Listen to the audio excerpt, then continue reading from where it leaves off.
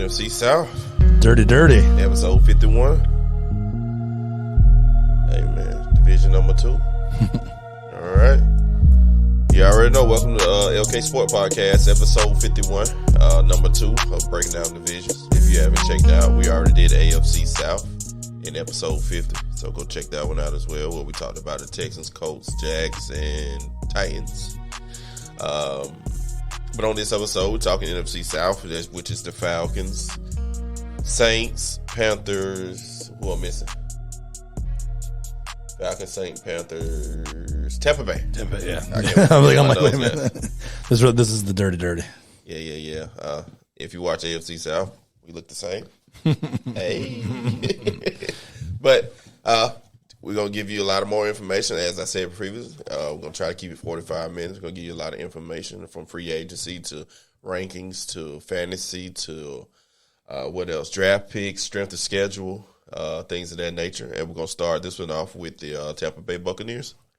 Yeah, the Bucs. They won this division last year at 8-9 with Todd Bowles at the helm. Not that any of these stats are really going to matter for the season, but they were 14th in total offense, 25th in points, though. They couldn't put the ball in the end zone at 18.4, and that was with Tom Brady playing. They were second in passing, last in rushing. They were like all-time bad in rushing last year. True. They had a lot of – they was beat up on the offense. Yeah, 23rd, and they were 23rd in total defense. They were 13th in points, though, at 21.1, 10th against the pass. 15th against the rush, 9th in sacks, and they were minus 2 in turnover differential. You know, that probably will have to do with Tom Brady not turning the ball over, helped that a little bit. But yeah, that's what they did last year. I mean, all right, next was the next team. Yeah, very true. They was 8-9 last year. They got over under 6.5 this year. They went and got Baker Mayfield on a 1-year deal. You must be out of your goddamn mind. I can't believe they gave him that high of a number. I can't believe the number's that high. I mean, it's up to 8.5 with some incentives, obviously. That's also when they got Josh Wolford. They just trying anything. They still got Kyle Trask there as well. And when they got Chase Edmonds, they try to get some offensive line help in Matt. Defensive wide, we got Anthony Nelson, Jamel Dean on a 4-year deal.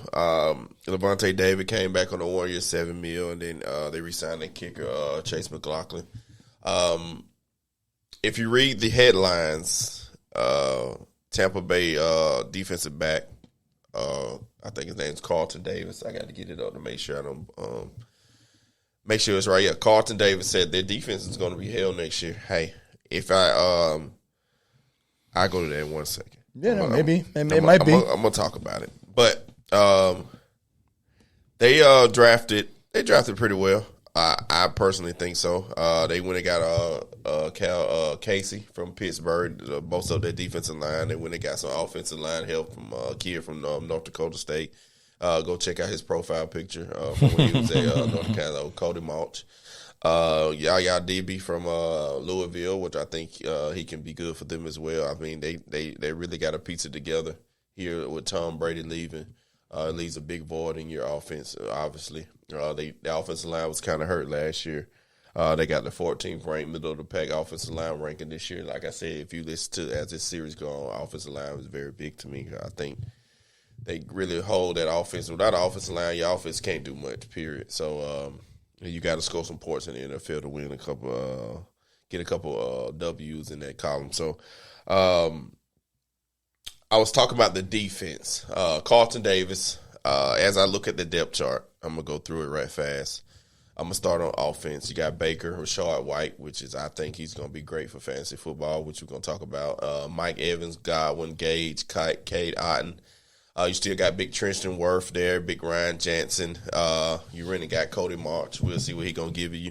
And on defense, you got Casey Vita Vea.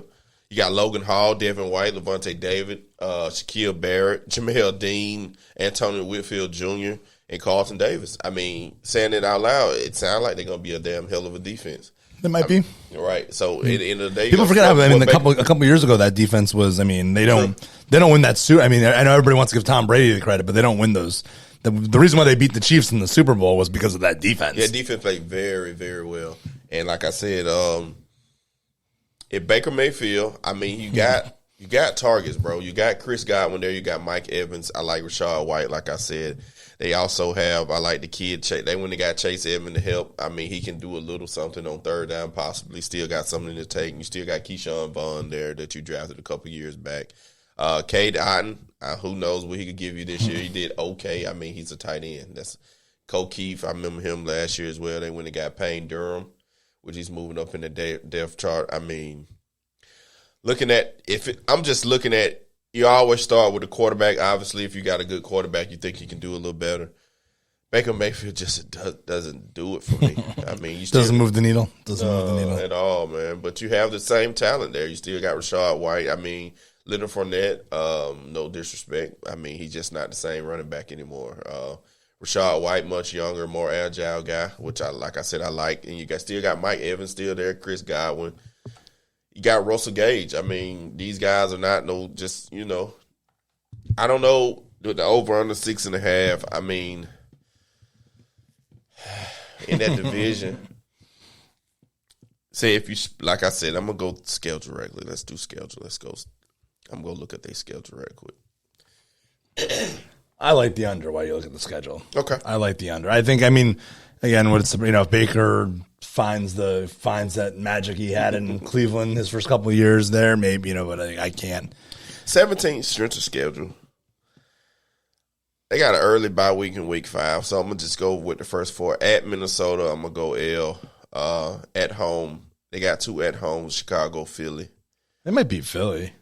Psych. At New Orleans. Yeah, Philly's probably not going to lose any games this year. They can go 0-4. For sure. Right there. At home, Detroit. I think I'm very high on them this year. So if they play better, could they beat Chicago? Could they beat New Orleans? Could they even? They got Buffalo. Could they maybe beat a Detroit? Maybe. I mean, they got Buffalo this year. They got San Fran this year. They got Jacksonville. At Green Bay, these are toss-up games. Then I can see them. Say if they split, that's 3 games. Under. I just don't see it on paper. I mean, yeah, I think when I went through this, I think I had them win 2 games. I think they'll probably win more than that. But and I actually think that's the best thing for y'all. 2-15. Yeah, I think it's best for y'all to go under right here. I mean, get Caleb or May. Oh yeah, Caleb. Tank for Caleb, man. I mean, I think Chris Godwin and Mike Evans has a lot of value. Send them guys off for draft picks middle of the season.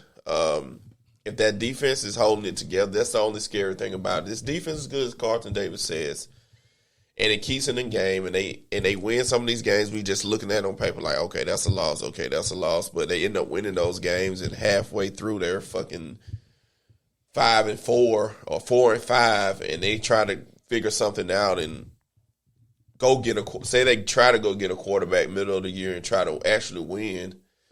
It's just so much. NFL is so crazy. Any given Sunday, like I say, any given Sunday, and that defense performs and keep them in game, and like you said, the magic of Baker Mayfield ends up happening. And no telling this team can F around and win this division.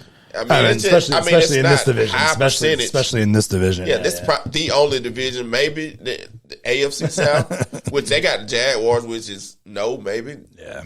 Jaguars come through and win this, no doubt. I think Tennessee Titans can come into the division and possibly win this division as well. But being that it's the worst division, sorry, all my Falcon fans in football this coming year, I don't know. But I got another team winning this division. But Tampa Bay, hold your heads up. I think it's best that you lose. Try to get Caleb.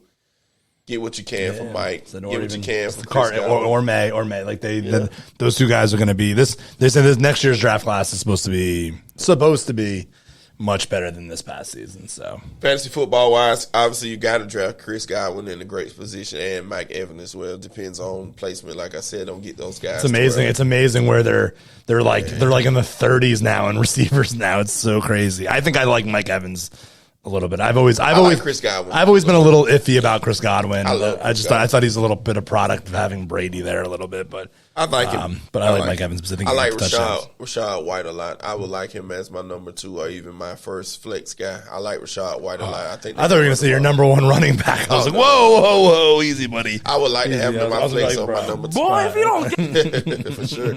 And that Tampa Bay defense, I'm going to buy into your hype, Carlton Davis, on paper as I read that out. With this division that y'all play, I would like to have y'all. But when y'all play the Buffaloes and I'm going to have to find me a push-off. But if all the top guys, the defenses that I like, I'm not going to say right now. But if they're not there, I might give you a flyer. Bro. Yeah, the worries a little bit with that is when the offense is bad, yeah, it affects the defense. True. So they're on the field a lot. So that would be the biggest worry about them. But certainly, that defense certainly has the potential. Let's move to Carolina Panthers. Carolina Panthers. Talk to us. They have a new head coach, Frank Wright. They also went 7-10. We'll say actually this is the first one. They were one of the other 7-10 teams in this division. They were 29th in total offense, 20th in points, 29th in passing, and 10th in rushing. They were 22nd in total D, 19th in points, giving up 22 a game, 23rd versus the pass, 18 versus the rush, 25th in sacks, and were -4 in turnover differential. Just to really kind of like, I'm not even sure how this team won 7 games last year, and you look at the stats like that, and no quarterback play. I mean, just really kind of ugly. Just really kind of ugly. I mean, I'm gonna say the GOAT. The GOAT kept it together for. We're talking Panthers. I'm still taking my back again. Sorry, excuse me. Yeah, we moved down to Carolina. That defense was a little better than people think. I like J.C. Horn, but I get to them. Yeah, Brian Burns and those guys are good, but yeah. But they went and got Andy Dalton 2-year deal to help with Bryce Young, their draft pick, which I'm gonna get to. They went and got Miles Sanders on a 4-year, $25 million deal, which I think a lot of people up and down. Both ways on Miles Sanders. I like the sign. It's fine. Yeah, personally. They would have got Demir Bird, DJ Chark on a 1-year deal, Adam Thielen on a 3-year deal, Hayden Hurst on a 3-year deal. They brought some consistency there. Some guys that will be there for a couple of years and try to help Bryce Young out there. And you bolstered up your offensive line. You went and got Cameron Irvin, Justin McCray, and you went and got a center in Bradley Bozeman on a 3-year, $18 million deal.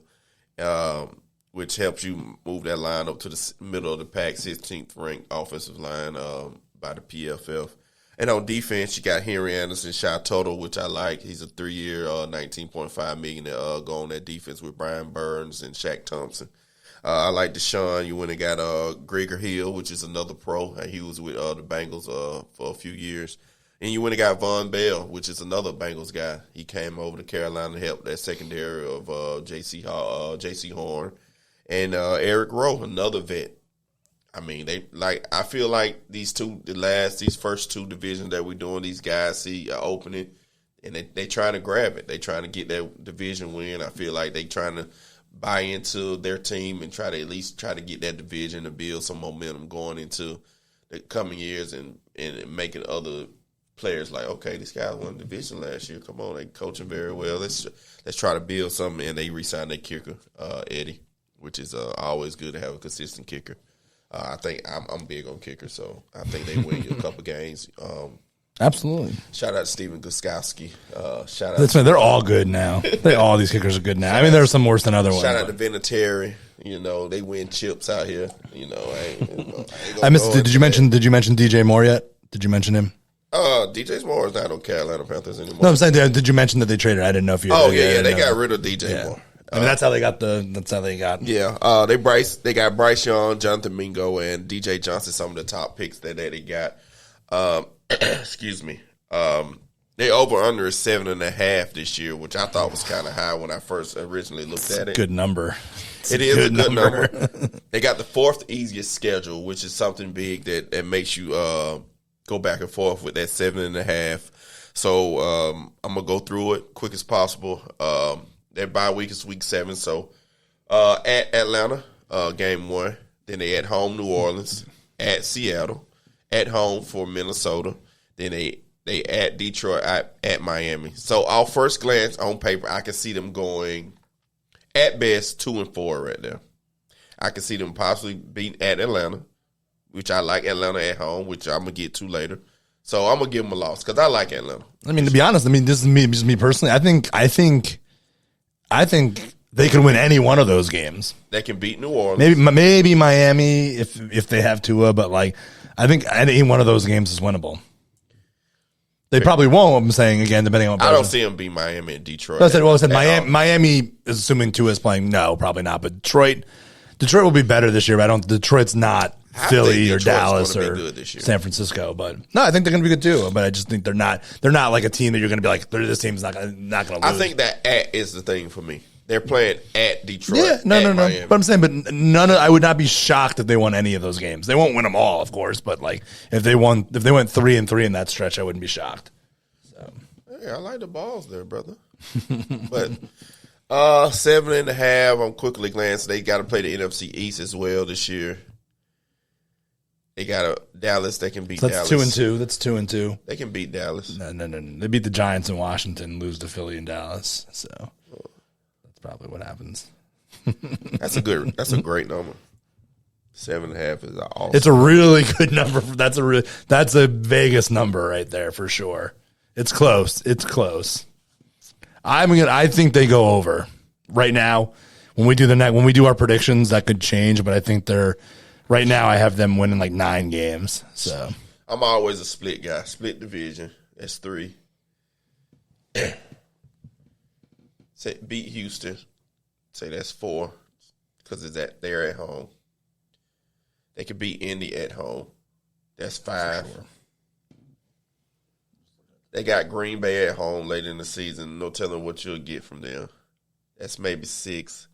And say they either beat Seattle, Minnesota, Tennessee. Or Tennessee. That's still 7? I'm going under.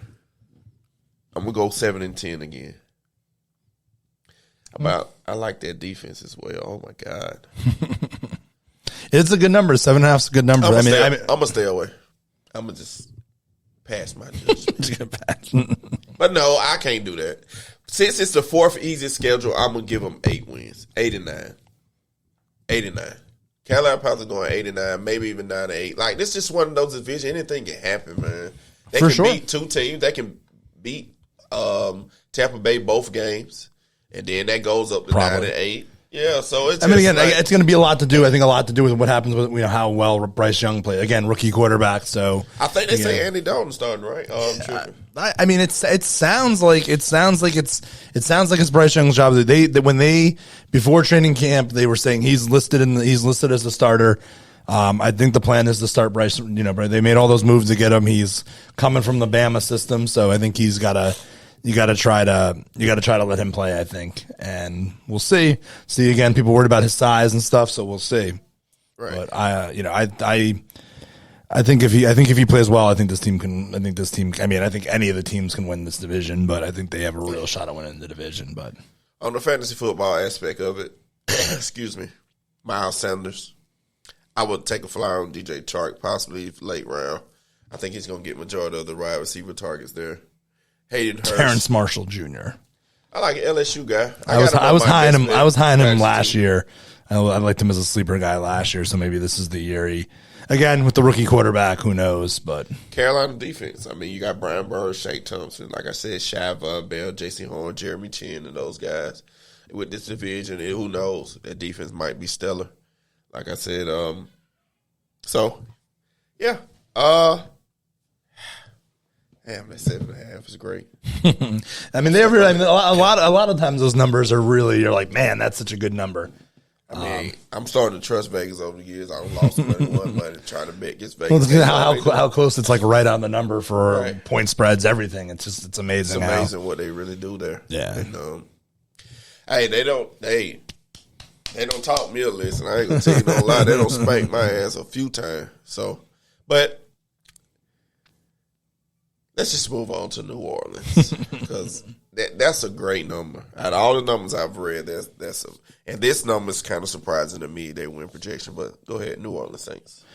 They 7-10 last year. Dennis Allen, the head coach, still going into his second year, replacing Peyton there. They were 19th in total offense, 22nd in points at 19.4, 16th in passing, 19th in rushing. On the defensive side, they were 6th in total defense, 9th in points at 20.3, 2nd against the pass, 24th against the rush. They were 5th in sacks, but they were a big old minus 11 in turnover differential, which is probably what cost them that division last year. Andy Dalton throwing a bunch of interceptions, Jameis Williams throwing some interceptions, Taysom Hill throwing some interceptions, a lot of fumbles there too. And then plus they just, as good as they were on defense, they didn't force a lot of turnovers too. So they I think if I'm not mistaken, Marshawn Lattimore was a little beat up last year. He only had one interception last year. So, sorry, I didn't. Part of this series as well, I've been going through depth charts. Did I go through Tampa Bay depth chart? I think I did. You did. Okay, Carolina depth chart. I'm sorry, I didn't go through it for my Carolina. I got. You remember Boz? He's a big Carolina Panther fan. I did not meet him. Boz, he did MLB. Oh, Boz. I thought you said your boss. Yeah, and I Boz. was like, nah, Check my boy Boz out, man. He got the Amazon packaging thing going on, man. I'm really happy for him. Check my boy Boz out. He's doing some things I like. Got Bryce Young, Miles Sanders, Adam Thielen, DJ Chark, Terrence Marshall Jr., Hayden Hurst. You got your linemen there. Like I said, they got the middle of the pack line, 16th offensive line ranking by PFL. Defense is what I like. That offensive line ranking you're getting is PFF's projection for this year? Yeah. Not based on last year? Okay, just curious. You got Derek Brown, Shy Tuttle, Brian Burns, Shaq Thompson. You got Marquise Haynes, which I like. Dante Jackson is a vet. Von Bell, Xavier Wood, J.C. Horn.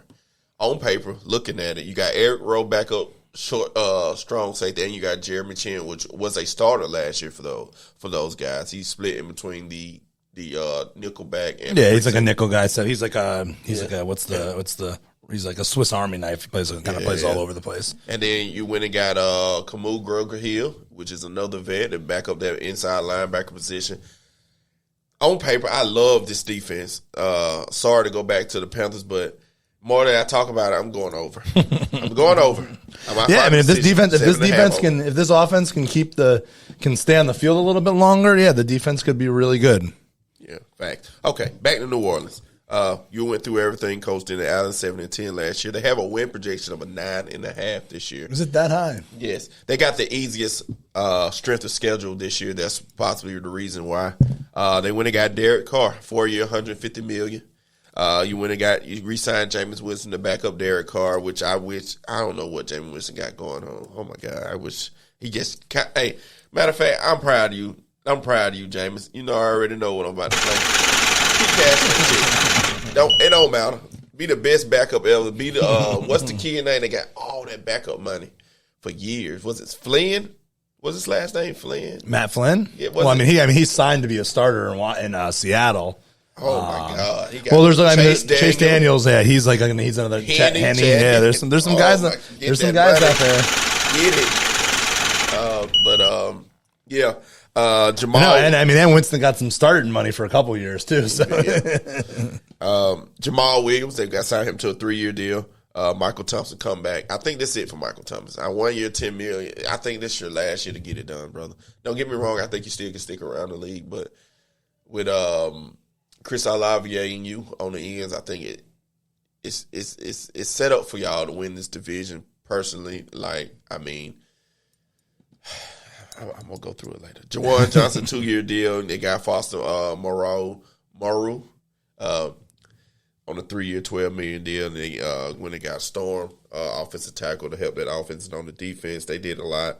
Got Lonnie Johnson, Jonathan Abrams. That's a familiar name for Raiders fans. He was a high draft pick for the Raiders, and he just didn't pan out for him. So he's on that Saints defense now with JT Gray, and they went and got some more kids, Saunders and Malcolm Roach and all those guys. Like I said, their defense was already good, and we still waiting on the official Kamara suspension. Have they really gave him a number yet? There's been nothing yet. I'm guessing 4 to 6 is probably what it is. Yeah. He wasn't charged with, there was a misdemeanor thing and no contest. So we'll see. I mean, I'm hearing some people think it might be like 4 or less. It's just, we've had some guys get like 6 games with not even having like any charges filed. They also on the defense, they have one of their free safeties has one of the best names, Smoke Monday. Oh, for real? Yeah, he's from Auburn. Yeah, that dude. I love that name, Smoke Monday. Right. So yeah, as kids from, I remember that name because Georgia played Auburn. That's Smoke Monday. That sounds very familiar, but sounds like a holiday or something like that, like Smoke Monday. Yeah, I mean, I'm pretty sure he's a 420 guy, maybe. Don't smoke, kids. Though. Don't smoke. It's bad for you. Cigarettes is bad for you. So don't smoke cigarettes. I ain't gonna tell you what to do and don't do, kids. I can tell the kids not to smoke cigarettes. Yeah, no cigarettes. That's what I'm saying. Yeah, that's what I said. No cigarettes. Got some other stuff out here that they say is pretty good for you. Some CBDs and things, but they got the 24th ranked offensive line, number 1 the easiest schedule. They draft picks. They got Brian Brees from Clemson, defensive tackle. They went and got Isaiah Foskey, DN, and they went and got Kendre Miller, which I like a lot at running back. I think with the suspension of Kamara that's looming, I think he's going to get a lot of PT. I think to show some of his talent, him and Jamal Williams going to hold down the fort. If you watch TCU play football, Kendre Miller got another gear. He's a decent, very good running back, good. However you assess running backs, I like him. He's going to be good for them in fantasy this year. Like I said, speaking of fantasy football, Derek Carr, would you be happy with Derek Carr as your starter? No. You wouldn't be? Okay. No. I like Derek Carr the player, but I don't think if he's my starter. Say if he's my starter, that means a bunch of people were taking backups before they took their 4th running back and stuff like that, which I hope doesn't happen. But true. But Jamal Williams is touchdown dependent, which is what he did last year in Detroit. He scored. He's a good back. He doesn't have to be touchdown dependent, but he's been that. To be a top guy, for me to. I said, while Kamara's out, he should get the carries. And I think Kendre Miller going to get some play. No, he'll get some too. There'll probably be a split, but I think he'll get Jamal when Swift was hurt, which was like all the time. Jamal got carries a lot, so it's gonna be. And then when Kamara is gonna be a crowded running back, that's turning into like some New England Patriot running back room there type of thing. True. I mean, you got to figure with what Kamara is making when he comes back, as long as he's productive and they're in the race. They're in the which they should be in the race for this division. You would think that Kamara is gonna take the reins. That could kind of suck for Kendre Miller, because I could see when Kamara comes back, it's like Kamara becomes the workhorse, and then Jamal still. Although the goal line carries, but it's funny to say that though, because freaking Kamara is like that guy finds the end zone like nobody else. He's kind of got a little. Who's the old running back for the Chiefs that was like that? Talking Priest Holmes. That guy just wasn't necessarily the biggest back, but that guy got in the end zone. Similar with Kamara, and then obviously Kamara. But you can see that Kamara is such a good receiver, though, and with Mike Williams, who knows? Like maybe when Kamara comes back, say Michael Thomas. Maybe when Kamara comes back, they line him. You put Jamal in the backfield or Kendre in the backfield, and you line up. You'll line up Jamal at Kamara at receiver. I could see them doing little things like that. I mean, you still got Taysom Hill there for the trick plays, and stuff. So I mean, Jawan Johnson not a slouch. I'm talking. No, football, He's going to be viable for fantasy with the way the tight end is. The guy had a good season. Relatively speaking, he had. I have it right here. What did he do? He caught. Where is he? Right here? Jawan Johnson caught 42 passes for 508 yards and 7 touchdowns. I mean, that's a damn good season. By today's standards and tight end, that's not bad. You can do much. I mean, that's not who you want, but I think having Derek Carr this year, we've seen it with Waller and stuff like that. He likes the tight end. So I think Jawan Johnson's could be a sneaky decent, if you're waiting on tight end, he could be a sneaky guy later. Are you giving away some or am I just throwing everybody off because I hate him? What 9.5 is their over under?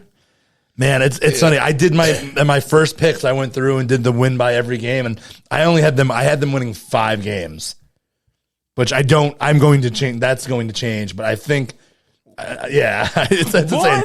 I'm telling you, that's what I'm saying. I'm saying like when you go that app I sent you, if you go through the schedule and pick every game, you're gonna get some surprises. If you just go through the schedule, not even the team schedule, if you just go week by week and pick. I want to see you do that. I'm gonna watch you do that. I'm gonna watch you go through let's that, do it. the NFL schedule. We'll do that. We'll do that later. But I think they're. I'm gonna go under though. I don't think they go above 9 wins over 9 wins. So I'm gonna take the under on them right now. Right now. My predictions are fluid though. You ready? Yeah. See, that's what I'm saying though. But Tennessee. I'm saying it's different when you go like week by week and do like, because the way I did it, I went through week 1 of the NFL and went win, loss, win, loss, win, loss through every game. Going through, but yeah, but still. You ready? Right, yep. Home Tennessee, W. At Carolina, ugh. At Green Bay, ugh. Because we don't know what Jordan Love going to bring to the table. You still got Aaron Jones and Dylan there. You still got. But after that, they got 2 wins right there. I can see Tampa Bay. That can be a win at home. At New England. Hey, yeah, I mean that's. I ain't gonna be honest with you. Who knows? But playing in Gillette is hard. That is for sure. At Houston, they can possibly win that. They probably win 3. that game. Home Jacksonville, primetime Thursday night football, coming off a short week. At home, who knows? Who never knows on those type of games. So 3.5. At Indy, we project them not to be that good this year, so I'm gonna go 4.5. At home versus Chicago, who knows what they're gonna bring into town? Justin Field, you traded Claypool for a second round. You want something from him. You got DJ Moore now. We expect that team to take a leap this year. So I'm going to just stay at 4.5. At Minnesota. So we split with Atlanta, so that'll be 5.5. Home Carolina. Say you split with them, that'll be 6.5. Then you got New York, Los Angeles. Tampa Bay again, that's 7.5, 8.5. I can see them winning either that New York game or Los Angeles game. Because I don't think the Rams going to be as great as everybody think. They lost a lot on and off the past couple of years. You still got Cup and Aaron Donald, obviously. Who knows what Matt Stafford got? Oh, my God, that 9.5, it seems. Yeah, it's not going to mean it again. You never. I can see them going 9-8 or 10-7. I can see them being Tampa Bay twice. Split with Falcons, Carolina, so that'll be 4 wins. I can see them beating New York or Los Angeles. That's 5 wins. I can see them beating either Green Bay. That's 6. They can either beat Minnesota, Chicago. That's 7 if they get one of those. A short week with Jacksonville. That's 8. And who knows, man? That 9 looks good. I like 9 for them. 9-8 looks good for them. Yeah, and they can possibly win that division with 9-8. If they have the tiebreakers and things of that nature. I just think this is going to be a competitive in division. I don't know about outside of the division, but I just think this team can get it done. 9-8, I'm going under. I'm going to be a slick hater because I'm a home. Which might I'm still, a diehard Patriot fan. That still might be good enough to win the division. Yeah. It might be. Very true. But fantasy football, sorry, we got to speak on that as well as I go through this, quickly go through this depth chart because we spent a lot of little time on New Orleans Saints here.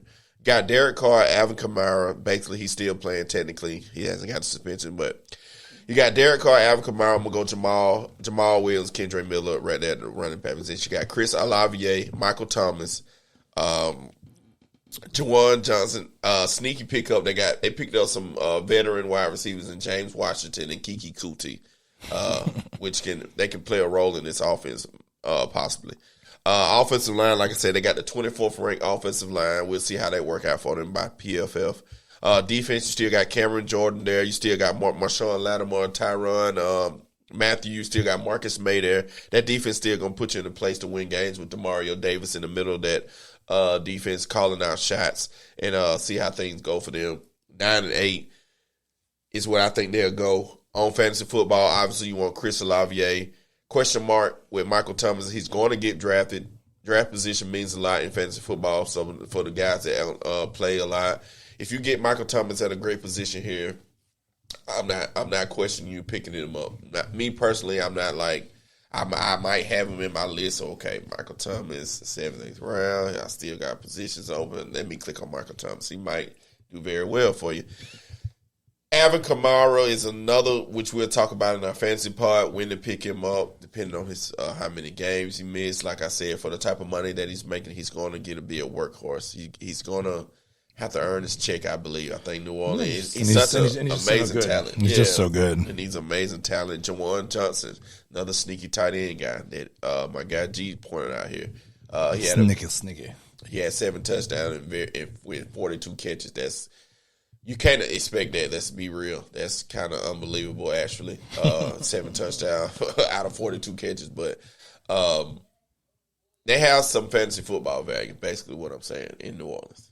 You got anything you want to say about that? No, I think Michael Thomas. Oh, Jamal Williams, sorry. Oh yeah, Jamal Williams too. Yeah, again, he's going to be tricky too. I mean, to really give a good opinion on Kamara and Jamal Williams, I need to know how many games he's going to be suspended for too. And then, but yeah, I think I love Olave. I think he should be. He should be fine. And then Michael Thomas is a big wild card. I don't know.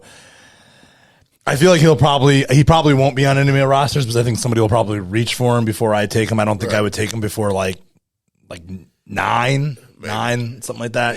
Depending on the way my roster's going. But if I snagged him as like my 4th receiver, I think I'd be pumped as hell. Or 3rd receiver, I'd be pumped to have him as my 3rd. 4. I'll go 4.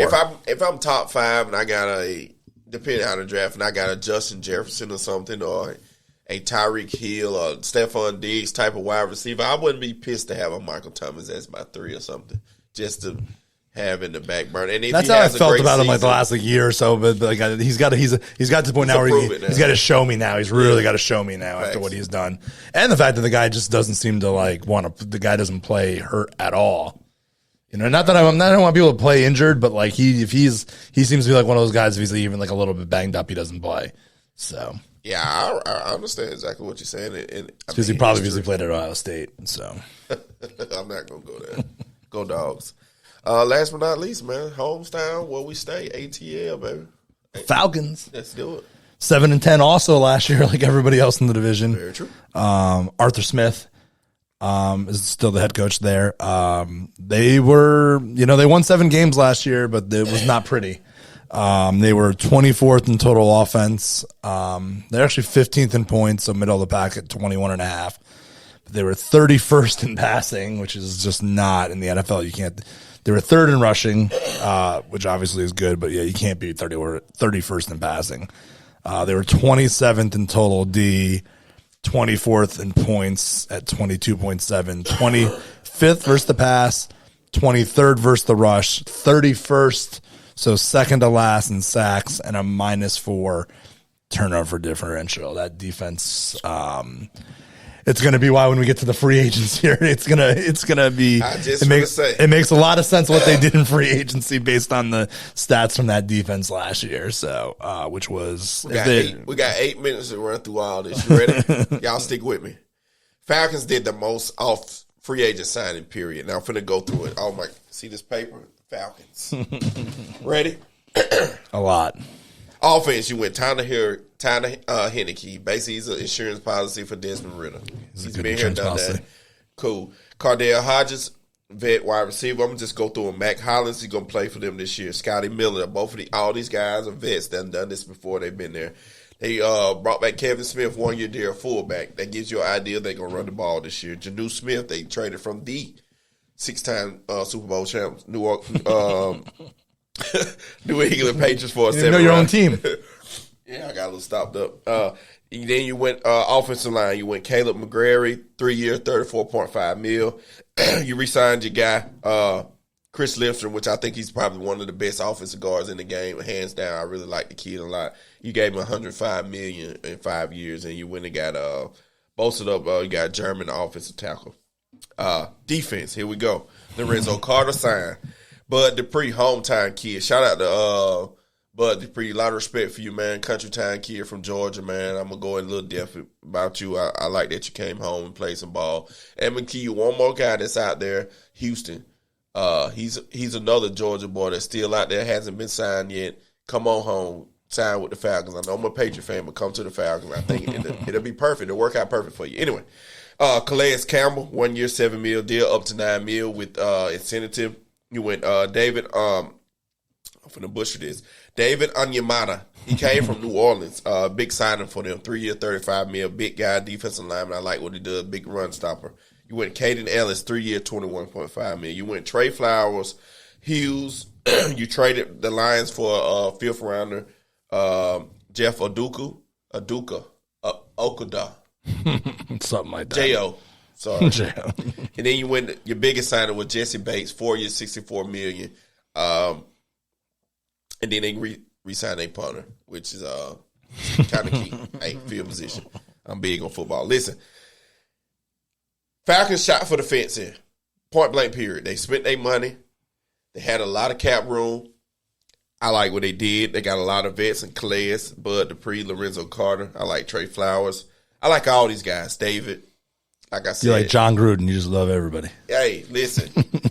I live in the A. I secretly root for you guys. I promise to God I do. I just want the Falcons to do well, especially after the Rise up. the meltdown they had against my guys, which I called it. I was like, the greatest Super Bowl comeback in history coming. But that's just one of those things that you're not going to be able to live down. But only thing to get over that is try to build up to win another one.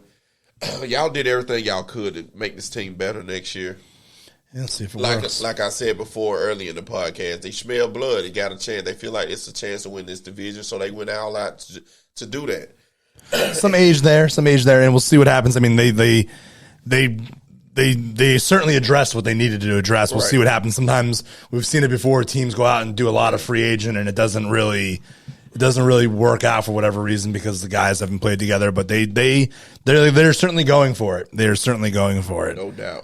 You'll get there too. We had the discussion. I love their first round pick, but I don't love that they drafted him. Next up, I'm gonna go through their draft pick. They drafted Bijan Robinson, the best running back in the draft. I mean, they had Tyler Aguilar that did very well for them at the end of the season. He had if you look at his stat line, you got it up. Rushed for 1,000 yards. Yeah, 1,000-yard back. And then you drafted another guy, which 10-35, only 3 touchdowns, but that's because they were given Cordell had 8 touchdowns. So, and then you had the RPO with Mariota while he still was there. I just like drafting the best guy on the board, and Bijan Robinson was it. I could see the backlash both ways. I mean, you could have fulfilled a couple more positions there. I thought Jalen Carter was the best guy on the board. Yeah. Nah, I'm just joking around. But, I mean, Bijan Robinson, I mean, he's a generational talent. I feel he might be. I said, like I told you, I love the player. Yeah. I just don't like the pick. I just thought they could have filled some other holes and stuff, but he should. I think he's the real deal. So, just running back is just. It's one of those things now. We're not getting as much value as we usually get out to the running backs anymore. We can blame somebody's team for that. Well, just because you find great value later on, Kamara was like a 4th round pick. You know what I mean? These guys like Pollard was a 5th round pick or something like that. It's just you just find these guys that are just like, Pacheco from KC now is a 7th round pick. It's just like, it's Clyde Hilaire, the boot. It's hard. It's just like I said, but Bijan's one of those guys. If he turns into a Kamara or a, run CMC, that's a little different story. You know what I mean? Guys that can like really, a lot of backs can catch the ball, but he seems like a guy that can actually like go up there, like Saquon Barkley, like he catches screens, does things like that, catches a ton of dump offs, but he's not really like a receiver like a Kamara is, like a CMC can go out and like these guys can run past patterns. So if he turns into that kind of guy, it's a little bit different. And I said I expect him to be offensive rookie of the year. Yeah. But they round 2 pick. They win the line. Syracuse, Matthew Bergeron. Then they win DN from the Ohio State, Zach Harrison. I like Cart Phillips. I like what they did to like I said. I like the Falcons and what they did. They over under is 8.5. That's another which another tough number. They can go down to 8 and 9. It all depends. Number one, Desmond Ridder. We got to see what Desmond gonna do for y'all this year. I'm pretty sure your team, while they're going to be in Flowery Branch here training, you're going to get the hype train. He's going to do well. You're going to talk the guy up. We're going to know week 1 when he step foot on that field. And we see what he got, man. Atlanta love their team. I mean, it's one See how quick of a plug they have on him having Heineke there, who's like a guy that's he's from Georgia? Heineke? I don't think so. Let's see. But he's like but he's just a guy. He's a guy people just like. Where's Tyler from? If I'm not mistaken, is he from around here? Like originally from Florida, from Georgia, maybe. Let's see. Where is he? Wait, why he's looking that up? It basically the 8.5 really is on. They got the second easiest schedule, which is you can't beat that as well. Your offensive line is top 10. Hey, he played at Collins High School in Lawrenceville, Georgia. Yeah, I thought he was a Georgia boy. Yep, he's from here. So. And he went to Old Dominion. So yeah, that's why I was thinking he didn't play in college. Yeah, he went high school here in Georgia. So that's another thing you're gonna have on this side. Like you said, it's all about that plug. Who knows with Arthur Smith how much patience he's got there and see what's going on. But I think, like I said, with the top 10 offensive line, second easiest schedule. I'm gonna go through this depth chart real fast, and I think like you hit it to. Based on paper, the type of talent that they can get it done. You got Desmond Ridder, Bijan Robinson, and Tyler Aguilar. I'm going to add him in there, and Cordell Patterson. But obviously, we already know Bijan, that guy, and then Tyler Aguilar also going to get some carries here and there. Drake London, which he didn't have. He had a very good by the numbers rookie season. Mac Hollins, he was with the Raiders last year. He can kind of stretch the field. He's a vet. Scotty Miller, same thing. He can play the inside slot position, vet. He can just get it done. I mean, you're not looking at Edelman, the second coming to Edelman, or Wes Welker. No, he ain't those guys. So, but he can get the job done. He's a vet. Like I said, these guys been here, done that. He know what it takes to win, just to be on the NFL football team. And then another biggest question mark, Kyle Pitts. I like Kyle Pitts. And you went and got Juju Smith to help that tight end position. So. Those are the sound effects from somebody that had Kyle Pitts in fantasy last year. It's just, so you had to roll him out there every week. You just garbage. When he finally got hurt, it was like, yes, now I don't have to put him out there anymore. So, and then top 10 offensive line, Keith Smith is a good fullback. So you basically know 28 catches. He caught 28 balls last year. True. Kyle Pitts, 28 balls. He's going to be a steal this year.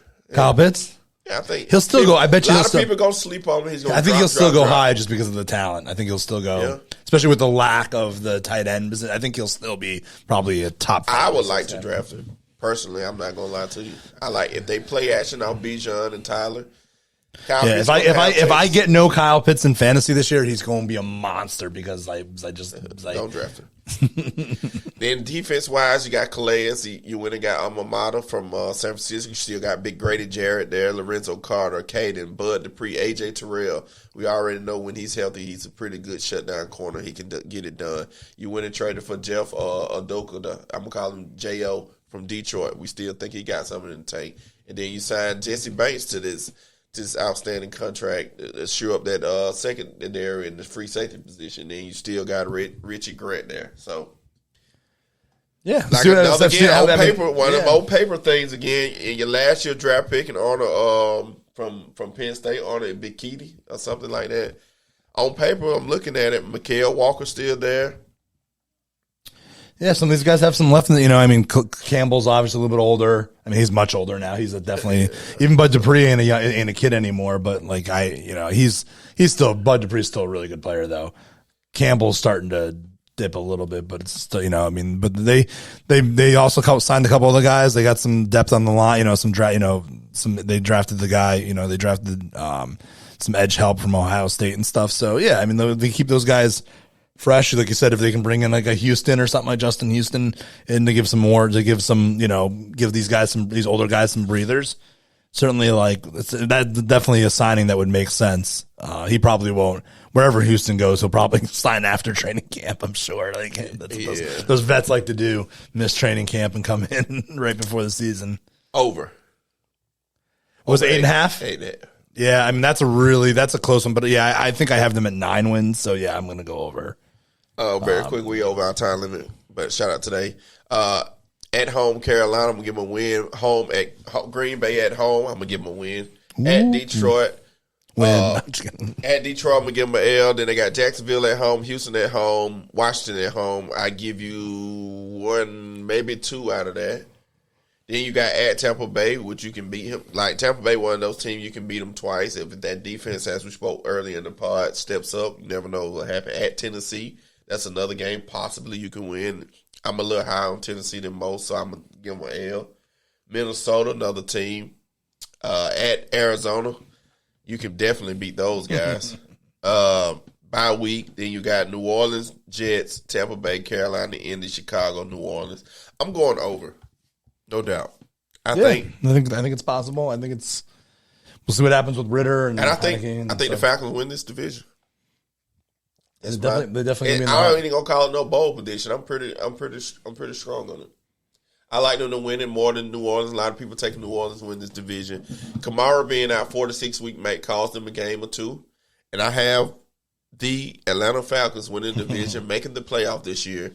And it helps that I have to stay here. So, shout out to the Falcons. No, honestly, I think the Falcons do well. I think Arthur Smith is a decent. I'm gonna is a good coach. I think he'll put this team in position to win. Drake London, a year older, Kyle Pitts, hearing all the criticism.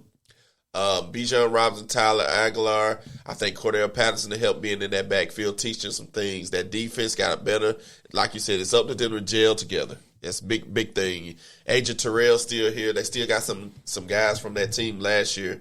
I think Atlanta Falcons wins the NFC South and makes the playoff this year. I think that's good. Right with my early predictions, I actually have Carolina. With them finishing with the same record, but I guess Carolina has the tiebreakers and wins the division. But I actually have the Falcons in as a wild card, though, as of right now. Again, fluid. This may change we'll see what happens when we get to our prediction shows. But yeah, I have them coming and I have them finishing with the same record as Carolina. Carolina wins the division because of tie breaks, but I have the Falcons getting in the playoffs at 9-8. So all right, got to go depth chart then fantasy. As I'm going to depth chart, you already know we got Desmond Ritter, Bijan Robinson, Tyler Aguilar. I don't know. I think I ran through this. You did this, yeah. You did okay, it. cool. Yeah, you did depth charts for both of them. So fantasy football rise, you already know Bijan Robinson, your top 5 pick. Some people pick him at 1, some people pick him at 2, 3. Depends. You got Justin Jefferson, Cobb, Jonathan Taylor, CMC, all those guys. Just as your pick, he's around 1 pick basically. Then you got Kyle Pitts. Depends how you feel about him. Some people got mixed emotions. Me, I'm not. So I had him last year as well on one of my teams. Don't get me wrong, I was upset with him, but the talent-based play action off Bijan Robinson.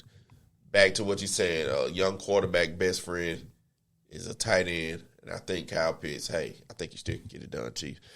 Drake London, I think I mentioned him. Tyler Aguilar is a kind of a question mark. Is he going to be the goal line back there? Is he going to get 100, still get 150 carries this year? Is he going to get 10 carries a game? Who knows? I think he's a handcuff at this point. That's what he is more than anything. I think he's sucks a guy that rushed for 1,000 yards like in his rookie year to not really have much fantasy value other than a handicap. But I mean, you take a running back 8th overall, you're playing him. You're playing him unless he's terrible, which I don't think is going to happen. You're playing him, and that's why, he said he's probably a top. I always get nervous about taking guys that early, but he's a first-round pick for sure. And the Falcons' defense, I mean, A.J. Terrell proved that he can be one of those top 10 guys out there and shut down corner guy. You traded for Jeff Oduka, which was a top pick when the Orlando. Why the hell I thought about Orlando? Detroit took him. Then you went and got Jesse Bates. Like I said, you got all these vets now. They know what they're doing out there. They know schemes. They know how to sacrifice their body. When it comes to vet, they're not so focused on actually getting a tackle. They know how to get 2 guys to block them, free a guy up. If you have that type of unselfishness on defense, which I think this defense, with all these vets that they got to understand the way football is played, they can be good. So there'll be another team that any defense in the division, honestly, playing with these offenses that they have, that you can get their defense. It's just your choice, whatever you like. You know what I mean? So on paper, the defense looks good. Again, it's not like a fan. If we're talking fantasy, they're probably not a drafted defense, but they're one to probably keep an eye on if it kind of gels and comes together, especially with their schedule and stuff. So playing all these other teams and playing the AFC South and stuff. So.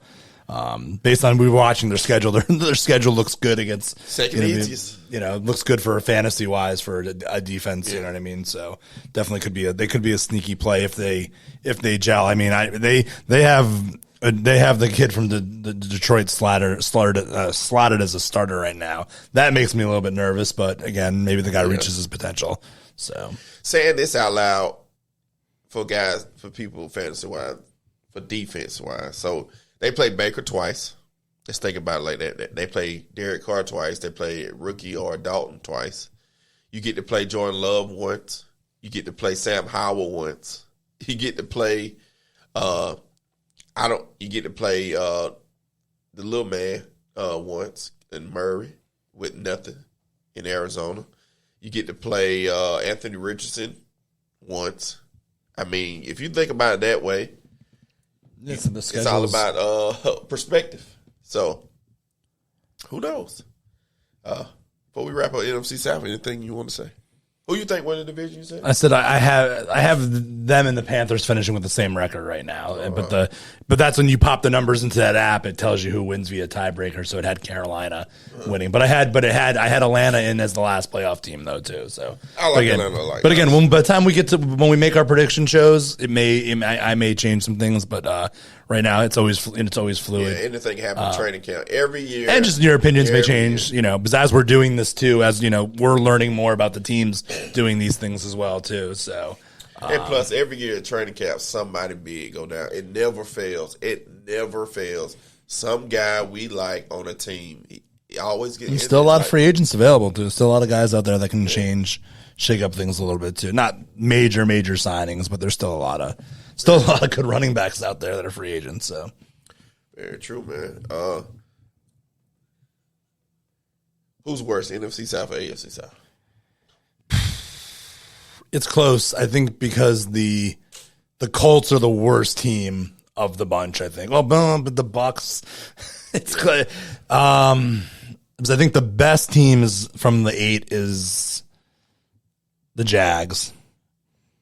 I guess who's the next best team? I think the AFC South's a little bit worse. I think they're a little bit more. I think aside Tampa, everybody in the NFC South is kind of like okay. You know what I mean? They're all okay. They all could be around like 7-8 wins. I think, as I said, I think Tennessee is going to dip this year. I think the Colts. I think Texans will be a little bit better, and I think them. Yeah. So yeah, I'll go. The South is the South. Yeah. The AFC South is the worst division. I agree, hands down. I think AFC South is the worst division. NFC South has the potential to rock the world this year if all these defensive players well, as the paperwork says. They have a chance to steal some out of the game division and split in between and have a chance to be a very competitive division. So I like the NFC South to be – well, I like them better than the AFC South. I should say I offered to say some crap. But you already know, man, here, LK Podcast, we try – more than usual, we in on positivity, never give up. Very simple. Follow your dreams, man. And subscribe. For sure, man. Check out, look out for the next ones. We're rolling through these divisions, so. Yeah, so next up, we really haven't talked much. Want to do the Norths? Sure. All right. Next week is going to be AFC North, NFC North. So be on lookout for that as well. This is LKSP 51. You already know, man. Be humble, live humble, stay humble. You already know I'm grateful and thankful for you. Subscribe. I'm grateful and thankful you listen to the pod, man. Thank you. I really do appreciate it.